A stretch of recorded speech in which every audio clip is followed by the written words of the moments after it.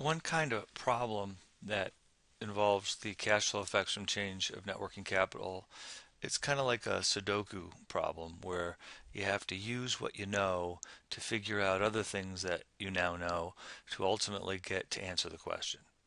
So we've got project A.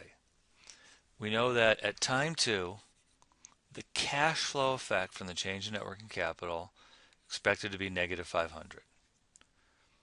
We also know that net working capital is expected to be $800 at time 0, and at time 2 net working capital is expected to be 1200.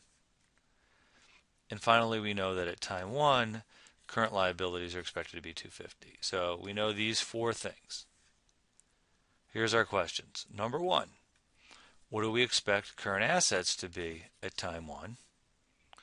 And question 2, at time 1, what do we expect the cash flow effect from the change in net working capital? What do we expect it to be? So a bunch of things dealing with time 1, and we've got some information about time 0, time 1, and time 2.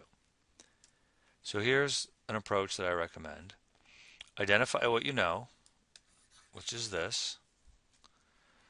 Identify what we want to know, which is this. And then step 3, use what you know to identify other things that you know that ultimately can help determine what we want to know to answer the question. So a great way to start is with a table that the ones I like to have are current assets, current liabilities, net working capital. Remember, current assets minus current liability equals net working capital. Change in net working capital, and then the cash flow effect from the change in net working capital. So let's just go through this, and based on this information, there's a bunch of things we know. So the first thing we can identify is that if the change in net working capital at time 2 is negative 500, and we know that the difference between the change and the cash flow effect is just flipping signs, then the change in net working capital is expected to be $500. And then up here, it shows the work where it's just showing that we're flipping signs. Okay, so now that we have that,